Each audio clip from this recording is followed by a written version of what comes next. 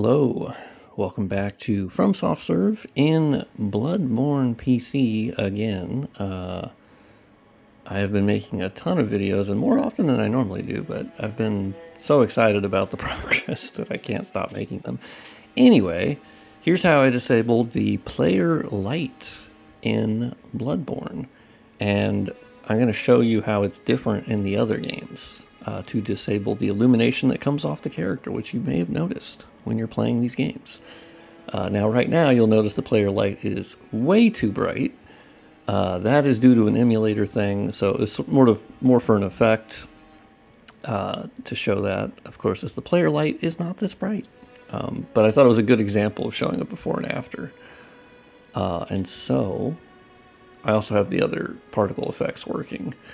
I'm not doing anything, but I have them enabled. I normally disable them because they kind of crush performance currently on the emulator, and they also are too bright, so it's not really worth having turned on at the moment. IMO, but yeah, let's disable the player light real quick. Well, first, we'll do something more fun, which is let's actually bring up DS Map Studio, because I've worked on pretty much all the other Souls games. I mean, I haven't really worked on Elden Ring a whole lot, or Armored Core 6, but I understand what's changed. So if we go back to Dark Souls 1, my Dark Souls Remastered project, which, by the way, if anyone is not aware, yeah, I added dynamic shadows, more parallax occlusion mapping, I fixed mesh holes, better water reflections, upgraded armor textures, new normal maps for a lot of things, obviously texture upscaling for everything, and restoring the Prepare to Die edition lighting settings as best as I could, and because of the DSR shader overhaul they got bundled in thanks to Altimore. There's their Twitter, fantastic. Better ambient occlusion on the player lantern. The shadows were higher resolution now. I removed a bunch of baked lighting, and now it's like dynamic. So you can understand how I made the dynamic shadow mod so quick for Bloodborne. Is I obviously remastered Dark Souls 1. I'm not done with that project. I will have more updates on that, but I've had a lot of new subscribers. So I thought I would at least bring that up. But in Dark Souls 1, Dark Souls 1 actually has it in their params, their draw params. And for each map, because there's M10, M11, M12, so similar to how Bloodborne works, where there's M22, M23, M24, M25 for the different maps. M10, you'll notice under M10 there's a point light bank. And then M11, point light bank. M11 is the Painted World, M10 is the Depths, Firelink Shrine, and Undead Burg. So they sort of bundle under those, just like Bloodborne does with certain ones. So M16 is New Londo, etc. And you'll notice they have a point light bank on the left here, and this is where they have all the point lights in the game are controlled here. And so very different from the other ones. And this is identical for Demon's Souls. And so basically on the collisions of course are where the character actually walks on and doesn't fall through the world. And it's Havoc based, and they're simplified meshes that match up with the actual meshes in the game. And there's a high level and a low level. The low level is so your character doesn't fall through it. The high level is for like the inverse kinematics, I might have that wrong, where your character actually like puts their foot on stuff. So that's the high res version of the collision. Anyway, on the collision, you'll notice that there's actually a lantern ID. So the lantern ID directly correlates to this point light bank. So that's essentially on a collision basis, you can change the player light. So you have more freedom than you do in like the in Bloodborne, DS3, Elden Ring, where it's separate, and I'll show you that in a second. So here you can actually like alter it to use like ID 0, and then you walk forward, hit another collision, it'll be ID 12. And so that's what they would normally do for, like when you go inside here, for instance, they would switch to a different ID because they didn't need it to be as bright. You could also just disable it.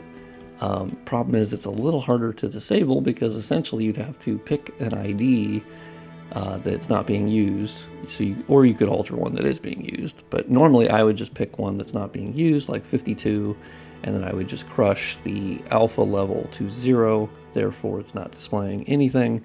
And then in game, you won't have a player lantern. Problem is, you have to then apply that to every collision, which is not hard, because you could just go to collisions here, multi-select, and then change the lantern ID to 0, which turns out it's already 0 on Prepare to Die Edition. I guess I disabled it on my Prepare to Die Edition? That's weird.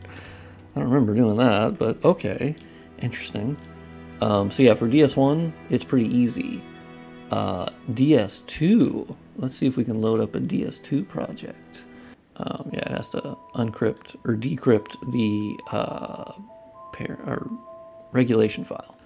So Dark Souls 2 is a little different in that you load up Majula, and it's once again collision based like Dark Souls 1, and you'll notice it has a player light param ID, and it has very specific ones, and it even has a little name, Maduro. That's what the actual, like, in the settings, that's what they call it instead of Majula.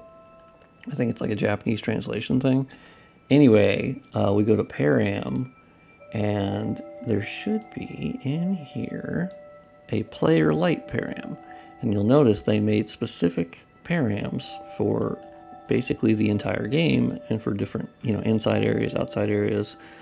They even have, under here you can see the E3 demo, E3 Resistance Fort, E3 Iwamine Castle, Dungeon of Ticks. So it's all like a weird translation thing that not all of them. Anne Deal's house. I don't know who the fuck Anne Deal is. Kaseki Guy, Girda, I totally butchered that. Decayed Giant Forest. So it all has like different names. But anyway, you can tell which ones these are based upon which collision you're looking at, and it will then tell you what the player light param ID is, and then you can go edit the player light of like the light radius and all the different things. So it's slightly different than Dark Souls 1 and Demon's Souls. And then we get to Elden Ring and DS3. They do it completely differently. And this is what Bloodborne, so Bloodborne gets the credit for this. So if we go to Bloodborne, because it's the same as Elden Ring and DS3, it's just a little different though.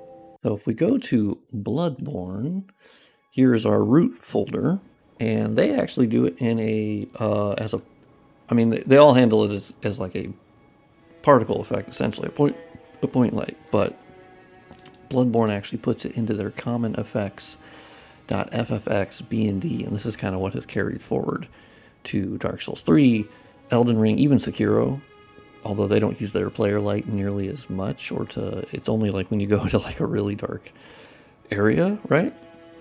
So the main thing is, how do you figure out inside this file?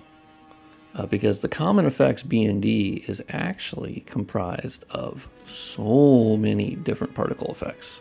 It's the biggest one. It has like torch effects and the lantern. And there's actually, funny thing is, that's just one of the files that handles particle effects. You can see there's actually one specifically for the DLC. And then there's one for all of the maps as well, if they have specific files or specific particle effects that are like made for that map but are not common. The common one can be loaded on like all maps. So, I don't 100% know about all of that, but if you basically use Witchy BND to open the DCX file for the common effects, you're then going to see these folders, which has effect, and then a collision thing, and models and textures, but it's under effect. And then these are the actual particle effect files, .fxr. And so knowing basically in Dark Souls 3, because I've worked on a Dark Souls 3 mod called Embers, but it was originally called a Visual Overhaul, I disabled the player lantern there. So I did the legwork there of like, okay, how do you disable that? And in DS3, the file they use is 300. And I believe that's actually the same in Elden Ring. They have not switched that. It's done by the 00300.fxr. Basically, you just remove that, or you can rename it, or what you can do, because if it was 300, you open this witchy B&D file, or not that one. Oh yeah, no, witchy I think does it differently. Let me do a different one. So it's better for the representation here. So witchy B&D is the newest unpacking program, but the original is called Yabber, and witchy was built off of that and then massively expanded, and it's a lot better. But in this one specific case, Yabber does it in a way that I actually had it work for Bloodborne. Witchy, I couldn't remove it, and it didn't, I don't know, I didn't like it. So anyway, Yabber as a backup, you just drop it on there, and it opens it up, and here you get the same folders. So if you were to just, if it was 300, for instance, God, this is going to be one of my nerdy videos again that gets really in-depth, and you guys still watch the hell out of it. It was crazy.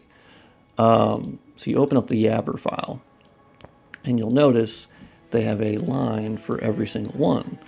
So what you would essentially do is just go down to 300 and delete it.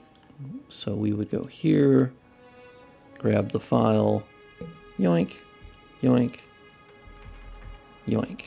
And basically now, because this is an XML file that tells the Yabber program which files to pack into that B&D. So you just tell it, yeah, don't pack that file. Don't pack that file, big dog. Don't worry about it. And it won't. So that's really what you could just do. I didn't save it, so it should still be good. I'll just delete the whole folder anyway. Yeah, it's still there. Anyway, yeah, that didn't work.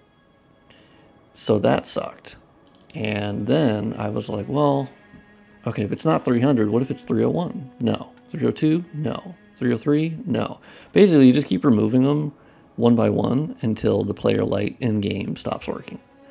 So that kind of sucked. Now, luckily, I had enough. I mean, I made a guess in my mind, or an educated guess of like, well, it's probably not going to be above 300, right? If DS3 and Elden Ring use 300, Bloodborne must be lower than that. So then I started lower, and I'm like, all right, interesting. And so you just kind of keep going, and I started from 300 and went down. So I was smart. I was lucky. I didn't start at like 42. I started up near the 300 and I went down. And so you just kind of go one by one. And then I removed 210. Turns out 210 is the one that handles it. And so I removed that and it disabled it. So if we go back and I have the no player light mod. I also put it in this so I could pack it into a mod. And if we overwrite that, load up Bloodborne again, theoretically, the player light should now not be working. I made the mod also because the player light right now is too bright, so it works for that. But also in the future, if someone wants to do a playthrough of Bloodborne and they just want to rely on the hip lantern or the torch, and they don't really want that player illumination everywhere when they go indoors or outdoors and whatnot. Like, I don't think it's super noticeable in Bloodborne as much as it is like in Demon's Souls. Which, by the way, Demon's Souls was the only one, I'll bring up an image of it, but it was the only one that actually had like a lore reasoning as to why there was illumination, which I love. Yeah, look at that. No player light. Baby, I gotta take a screenshot. Yoink. Done. Done and dusted. Easy peasy, lemon squeezy. Does this character have the lantern? I don't think so. I don't think it does. Okay, it doesn't. This is a new character. It would be too bright anyway. Like, yeah, the light that's coming off the lantern is vastly too bright. It's also crushes performance currently, but emulator updates will fix that. Also, while I'm here, if you are seeing people say that Bloodborne on PC will be playable and stable and ready for prime time-ish in 2 weeks, they are lying to you. Or they're not lying to you and they just have no idea what they're talking about. They pulled that out of their ass. Ain't nobody on the emulator team that I've seen or in the Discord, no one has said 2 weeks. That doesn't make any sense to me. I don't think there will ever be a timeline.